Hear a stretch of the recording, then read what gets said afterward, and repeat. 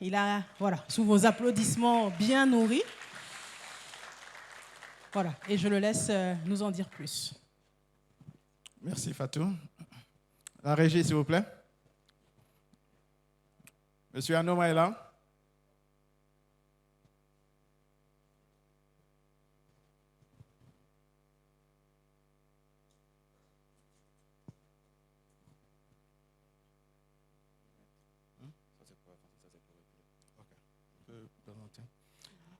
Merci, messieurs les ministres,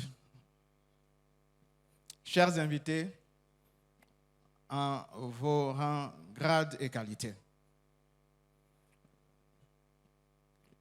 Je vous remercie d'être là avec nous aujourd'hui. Je vais faire la présentation en français et j'aimerais avoir la permission de messieurs les ministres francophones, plateau de cabinet, d'avoir un support en anglais pour permettre aux anglophones de me suivre.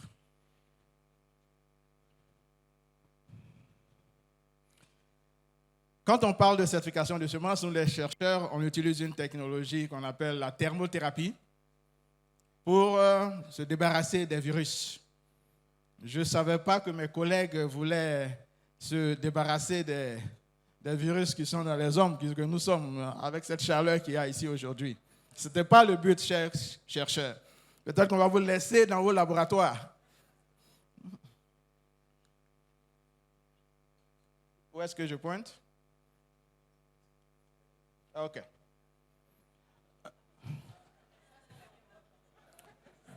Est-ce que vous voyez l'écran où je dois déplacer ça? Vous voyez? On peut déplacer. Monsieur Anoma, je vais demander qu'on déplace ça, s'il vous plaît, quand je commence. Les Ivoiriens sont là? Ils sont là, ils sont où? Je ne les entends pas, les Ivoiriens. Nous sommes champions d'Afrique. Nous avons maintenant 3 étoiles. Le Nigeria aussi a 3 étoiles. Ils nous ont permis d'avoir notre 3e. Merci les Nigérians. Oui, ça a été dur. Cette victoire nous a enseigné plusieurs leçons. Nous avons en nous gardé la mémoire de comment nous avons pu obtenir cette coupe. Et nous la garderons, la chérissons, cette histoire en tant qu'Ivoiriens. Ça nous a unis. Maintenant, nous savons que cette coupe, nous allons bien la garder, peut-être pour 1 an, mais nous allons la garder. Regardez cette cabosse de cacao qui est là. N'est-elle pas plus belle que cette coupe? Dites-moi, monsieur le maire, c'est notre cacao.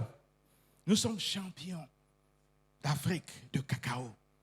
Premier producteur, je parle anglais maintenant. Premier producteur de cacao dans le monde. Mais allons-nous protéger notre cacao? Je pose la question aux Ivoiriens. On veut protéger la coupe. Mais avons-nous protégé notre cacao? Non, je ne pense pas. Vous voyez, aujourd'hui, le directeur général du CNRA ici présent doit vous le confirmer. Nous devons détruire des centaines de milliers d'hectares de cacao à cause du cacao Schwalben-Schultz disease, une maladie virale du cacao. Il aurait fallu, je pense en 2006, mettre seulement 50 millions de francs CFA, environ 100 000 $. Et puis ce problème était réglé. Monsieur le DG, est-ce vrai ou pas? Il confirme. Chers frères de l'agriculture de Côte d'Ivoire, avons-nous mis les 50 millions? Non. Aujourd'hui, c'est 400 000 tonnes par an de cacao perdu.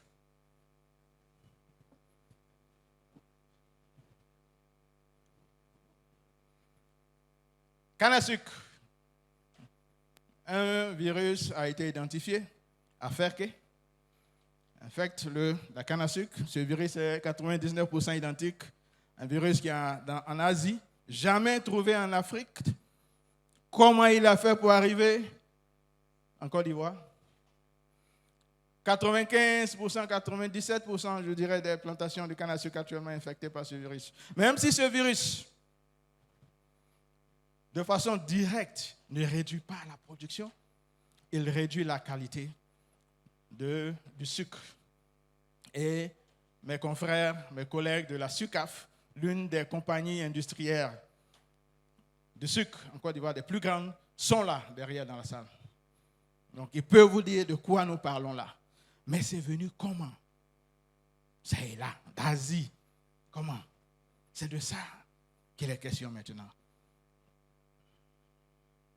Ça aussi, c'est l'attiéké national.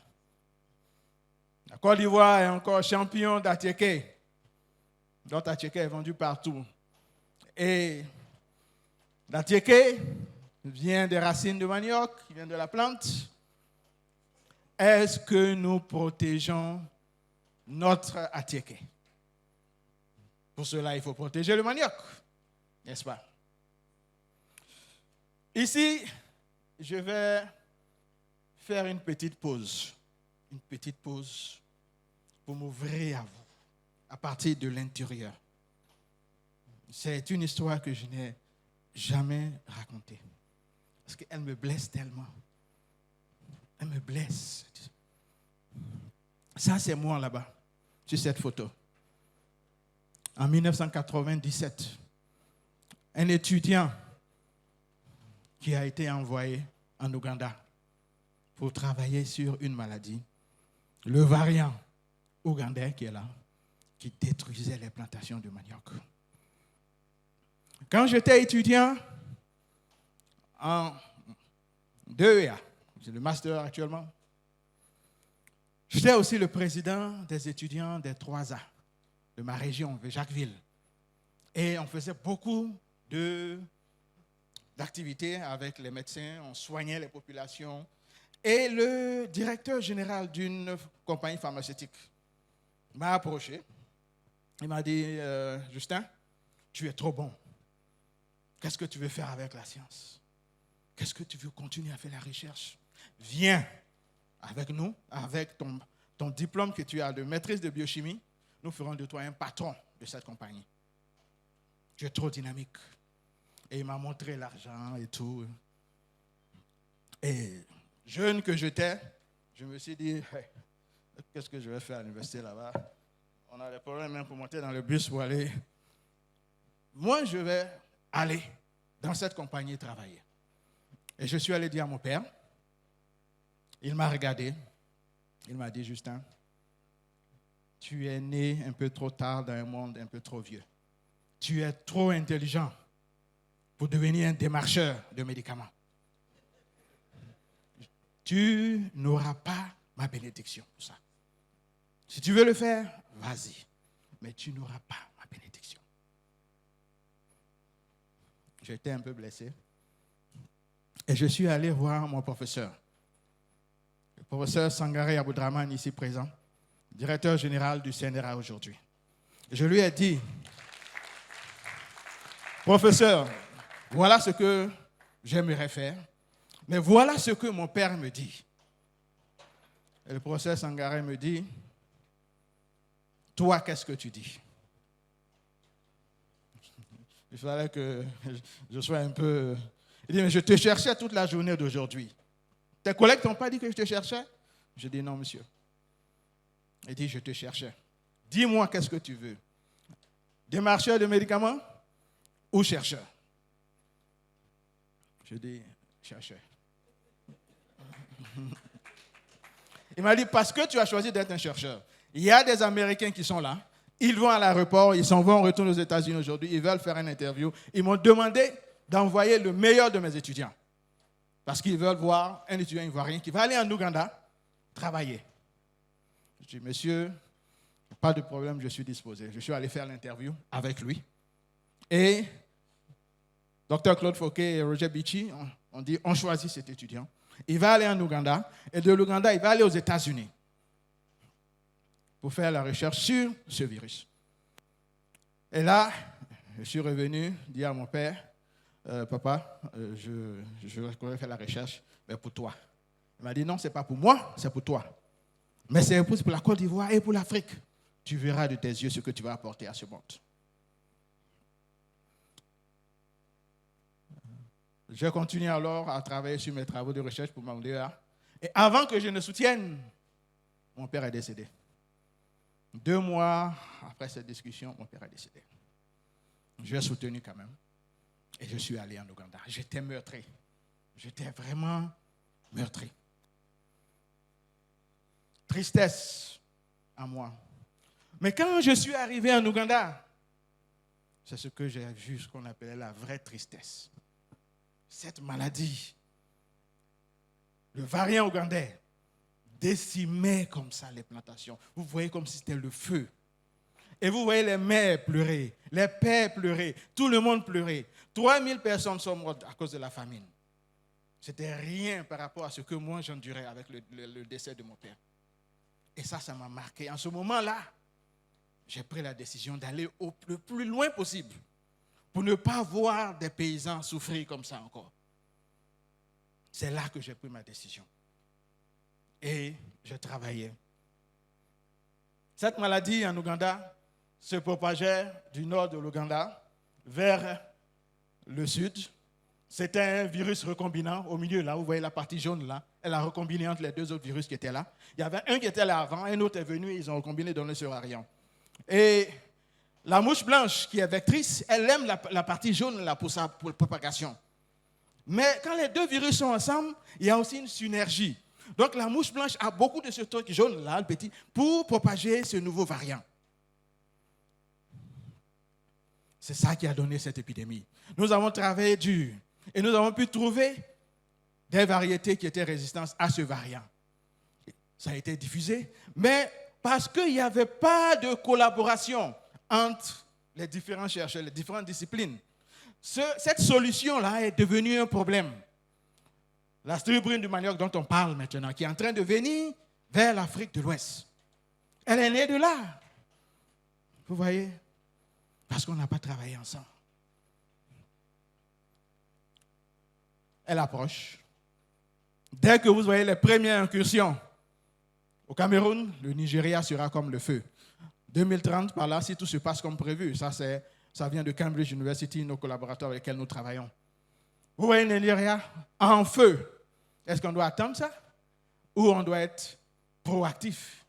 C'est ce qu'il faut faire. S'il vous plaît. La dame ici, vous voyez, regardez là-bas. Ok, merci. Et ça, on ne peut pas laisser ça se passer. C'est pour cela, quand je suis revenu, j'ai décidé de revenir, parce que j'étais aux États-Unis, j'ai décidé de revenir.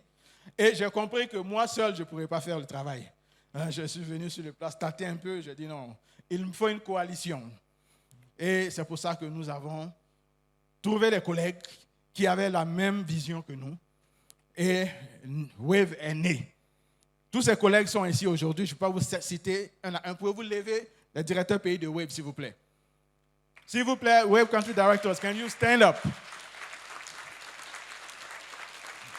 Ils sont tous là. C'est notre armée. C'est l'armée avec laquelle nous travaillons dans tous les 10 pays. Merci, vous pouvez vous asseoir. Et tous ensemble, nous avons décidé de travailler. Et nous avons compris qu'il nous fallait une approche régionale.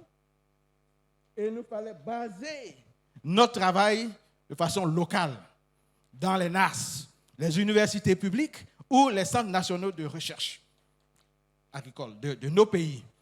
C'est ainsi que nous sommes dans 10 pays. Nous avons plusieurs hubs. Et Wave est aujourd'hui un consortium de 13 NAS. Et les directeurs de ces institutions sont là aujourd'hui. Ils ont toujours soutenu. Please, the head of institution of Wave, can you stand up? Les directeurs d'institution de Wave, est-ce que vous pouvez vous lever, s'il vous plaît?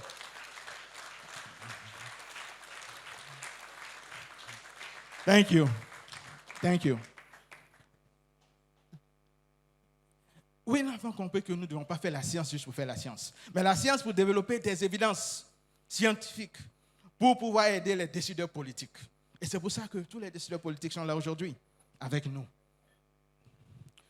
Vous voyez là, c'est la distribution des mouches blanches 2015, 2017, 2020, 2022 dans nos pays. Si vous regardez au nord-est du Nigeria, en haut là-bas, vous voyez, il y a une population de mouches blanches qui est en train de se développer. Comme en Ouganda, c'est en train de se passer devant nos yeux. On voit ça. On fait comme si on ne voit pas, mais c'est là. Donc les mouches blanches, avec le changement climatique et tout ça, ça va s'exacerber. Ça, c'est la distribution de l'incidence de la mosaïque du manioc, cette maladie que nous avons tous ici, qui réduit de 40 à 70% la production. Regardez la Sierra Leone, en rouge. Incidence 88%, la plus élevée. On s'est dit en Sierra Leone, il devait avoir quelque chose d'anormal. En 2022, nous avons décidé de couvrir la Guinée, le Libéria, la République centrafricaine et le Congo-Brazzaville. Et dans les travaux de diagnostic que nous avons faits, nous avons remarqué quelque part en Guinée qu'il y avait ce variant ougandais. Celui sur lequel j'ai travaillé sur ma thèse, celui qui a ravagé tout le manioc en Ouganda, la famine. On s'est dit non, ça c'est sérieux. Il faut qu'on retourne là-bas, sur place, collecter beaucoup d'échantillons et voir si ce n'est pas juste une erreur de labo. Et donc, nous sommes retournés. C'est dans la zone de Forêt-Caria. Forêt-Caria, c'est à la limite avec la Sierra Leone. Monsieur Anouma, vous pouvez pointer un peu Forêt-Caria. Voilà, c'est là que nous avons découvert ce variant. Et donc, nous nous sommes dit, allons là-bas voir effectivement si c'est vrai. Nous avons utilisé une technique encore plus sophistiquée que nous avons ici à Wave. Et nous avons confirmé effectivement que ce virus était établi à Forêt-Caria, en Guinée. Mais une chose particulière, c'est que ce virus était dans une variété particulière appelée variété chinoise. Variété chinoise. Variété nouvellement introduite en Guinée. Est-ce que c'est la variété qui a envoyé ce virus?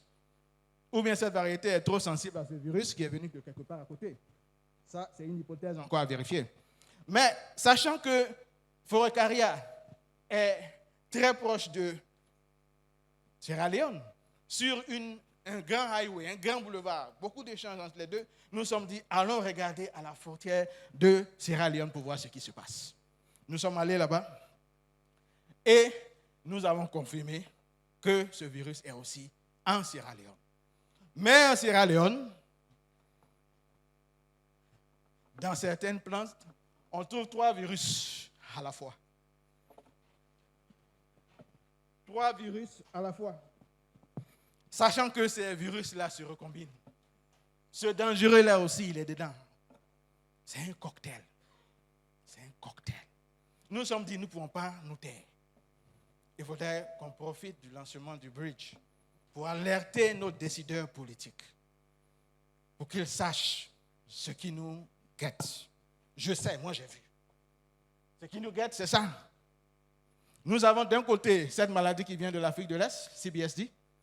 Nous avons de l'autre côté ce nouveau variant-là qui est en train de venir aussi. Mais quand les planteurs ont des problèmes avec le manioc, ils se dirigent vers la banane. Mais il y a un autre virus qui s'appelle le BBTD, Banana Bunchy Top Virus, qui est un virus très dangereux de la banane, qui est au Bénin, au Nigeria, mais actuellement qui fait ravage en Tanzanie et au Rwanda. Vous voyez? Donc ce n'est pas seulement le manioc, il y a la banane. Nos armées sont en train de se préparer. Cette armée d'ici, je ne sais pas c'est qui, si c'est l'URSS ou bien si c'est l'Ukraine, s'arme, l'autre s'arme aussi, et la guerre va avoir lieu. Non, c'est pas... Elle va avoir lieu. Et ce sera une guerre sanglante. Sanglante. Où on va perdre tout notre manioc. Est-ce que nous sommes prêts pour ça? Est-ce que vous êtes prêts pour ça? Il faut qu'on réagisse. Il faut qu'on réagisse. C'est une réalité. C'est une réalité. C'est pourquoi la science que nous faisons doit nous permettre d'anticiper et de répondre. C'est pour cela que nous sommes là aujourd'hui. Vous voyez, ça c'est encore de Cambridge University. À gauche, si nous ne faisons rien, À droite, si nous utilisons simplement un déploiement stratégique de variétés résistantes, nous pouvons faire quelque chose et annihiler cette dévastation qui est en train de venir. Aussi, si nous utilisons la certification des semences, 100%, 95%, 0%. Regardez à 0% comment le virus se propage. Ça veut dire qu'il faut de la certification des semences. Même si ce n'est pas absolument 100%, même à 95%, même à 90%, c'est déjà bon. C'est ce que ça nous montre. La science nous montre ça. Et qu'est-ce que nous, les responsables politiques, ont fait? Cyril Tyson disait, ce n'est pas suffisant d'avoir raison, si je peux traduire comme ça. Il faut être effectif. Comment est-ce que nous serons effectifs? C'est ce que nous discutons aujourd'hui. Il faut les laboratoires. Wave a des laboratoires. Ça, c'est le laboratoire, nous avons 13 laboratoires qu'on a construits et ils sont 9 sont à 100% effectifs. Il y en a qui sont encore à 50%. Ici, c'est le laboratoire de Sierra Leone que nous venons d'inaugurer en mai l'année dernière. Ici, c'est le centre d'excellence, ici en Côte d'Ivoire. Le ministre Adjoumani est là. C'est lui qui a... Donc, monsieur le directeur de cabinet, dites au ministre Adjoumani que son bébé qu'il a baptisé ici il y a 2 ans a grandi. Hein. Il a grandi, l'Union européenne nous a donné des cadeaux et tout ça. Dites-lui, s'il vous plaît. Ici, c'est au Gabon. Monsieur le ministre, merci pour votre soutien. Ça, c'était votre première visite quand vous avez été nommé ministre. Et où est-ce que vous avez eu cette visite? À Wave. Ça montre le soutien que vous avez pour Wave. Là-bas, Wave a commencé avec son laboratoire, mais c'est tout un centre que vous êtes en train de mettre en place. Merci pour votre soutien. Vous êtes là aujourd'hui, ça montre comment vous tenez à ça. Merci, monsieur le ministre. Mais vous n'êtes pas venu seul. Vous êtes venu avec votre prédécesseur, le ministre Biandi, qui a commencé cette œuvre. Monsieur le ministre, merci. Wave l'appelle le ministre ambassadeur de Wave. Merci, merci. Mais ça montre aussi l'unité. Vous voyez, le Gabon nous montre un message. Voyez? Unité, continuité. Merci le Gabon.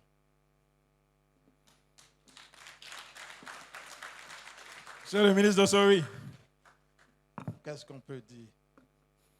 Il y a eu un incendie qui a dévasté le laboratoire Wave Bénin. Avec votre appui, nous sommes en train de faire la réfection de ce laboratoire. Merci.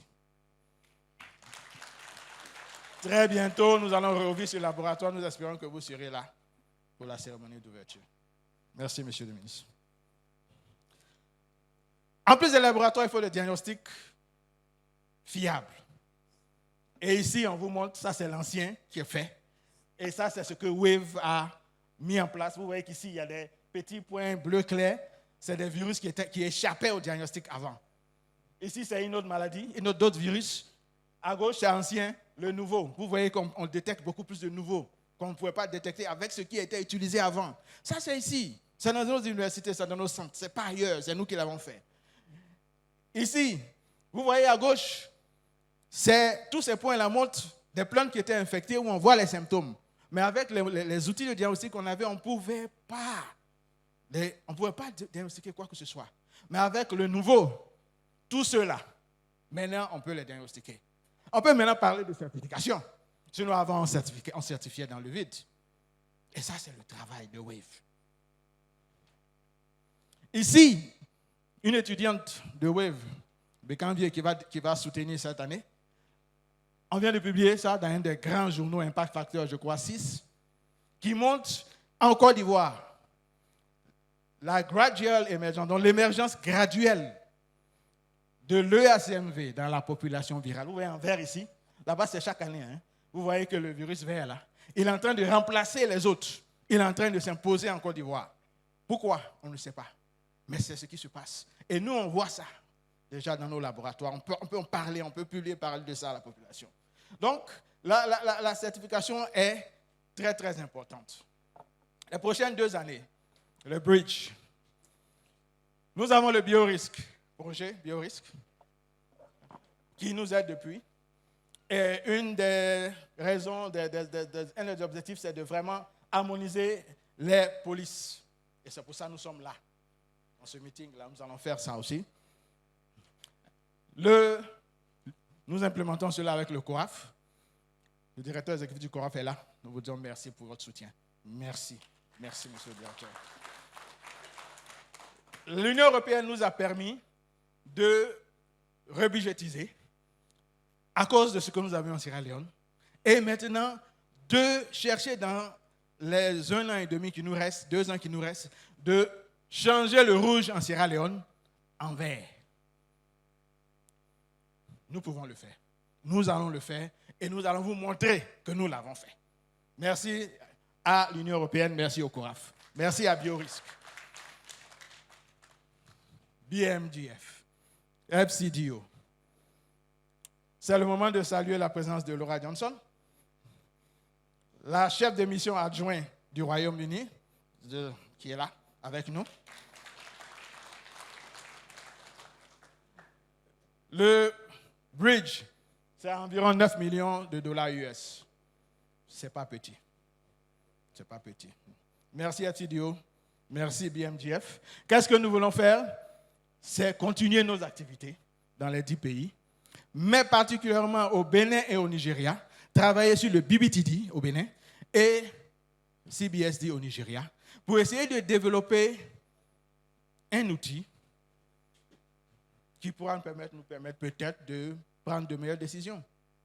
Et c'est ce que nous voulons faire, c'est ce que nous allons discuter demain, toute la journée. Mais on ne peut pas venir vous imposer un outil, il faut qu'on discute, que vous nous dites qu'est-ce que vous attendez dans cet outil. C'est pour cela que nous sommes là. Nous avons mis des plans de riposte contre les maladies virales du manioc qui ont été signés dans les 10 pays dans lesquels WAVE est. On a fait ces plans de riposte avec toutes les parties prenantes de la filière. Le ministre Gaston Dossoy, je pense que c'est votre signature qui est là. C'est vous qui avez signé le plan du Bénin. En 2018, vous êtes toujours ministre. Ça montre que vous faites un bon travail.